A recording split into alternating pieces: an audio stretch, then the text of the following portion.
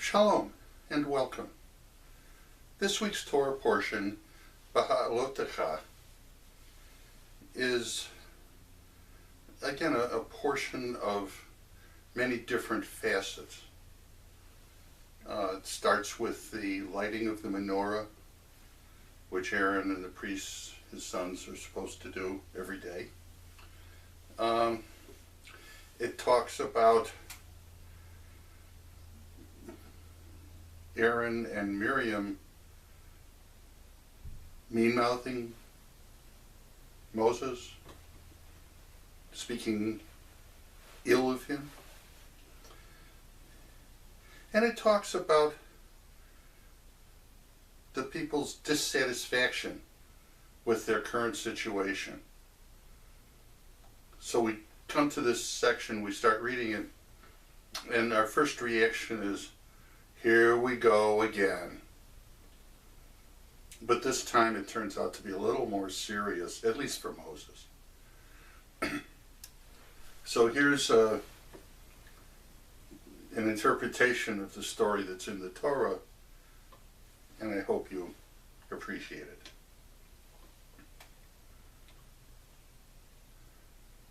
So Moses was leading the people. They were on their way from Sinai to the Promised Land. And God had given them manna to eat. And it says in the Torah that they had to collect this every day. They could only have a day's worth. It was the same every day, but it could be made into whatever they wanted, and it tasted wonderful. And they're griping again. Oh, they say, we remember all the vegetables, the leeks and the onions, and the fish that we had in Egypt. Why did we ever leave Egypt for this? And in Egypt we had meat. Moses, why can't you bring us meat? And Moses listened to all of this, and now he's starting to feel a little bit overwhelmed, and perhaps a little sorry for himself at the same time. And these feelings all build up inside of him. So what does he do? As he does when this happens over and over again in Torah, he takes it to God.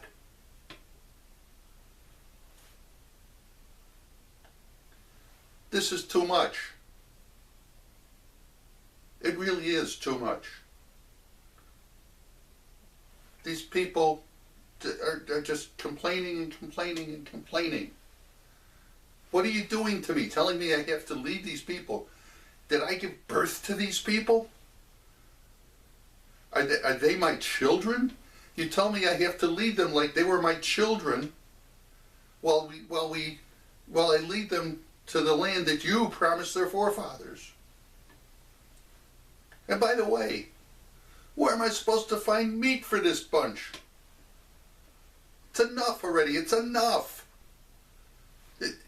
If this is how it's going to be, kill me. Let me have some peace at last. Well, God listens to Moses, and he waits, and finally Moses gets exhausted from going on and on like that. So finally he's just standing there, and God responds to Moses. Moses, calm down a little bit. Take a deep breath. Relax. I know your problem. After all, I've heard these same things also. But I think I've got a solution for you. Tell you what you do. You go find 70 men who are elders and officers of the people. The people they already trust. And you bring them to the tent of meeting. I will come down and speak with you. And I will increase the spirit that is in you, your spirit, which gives you the ability to lead these people. And I will increase it, and then I will take some of that spirit and give it to each of the 70 people that you bring. And then they will go and they will help you lead the people. And we'll make a little ceremony out of this, and maybe throw in a few special effects, and it'll be very nice, and your problem will be solved. Well, Moses is overjoyed. This sounds to him like a really good solution. So he goes and he gathers Aaron, his brother, and Joshua, who's been his helper and is becoming more and more his helper. And he tells them everything that God has said, what the whole situation is. And he says to them, okay guys, look, we've got to make up a list of 70 people. I don't know who all the people who might be qualified are. So you've got to help me make up the list of 70 names. So they work on this for a while.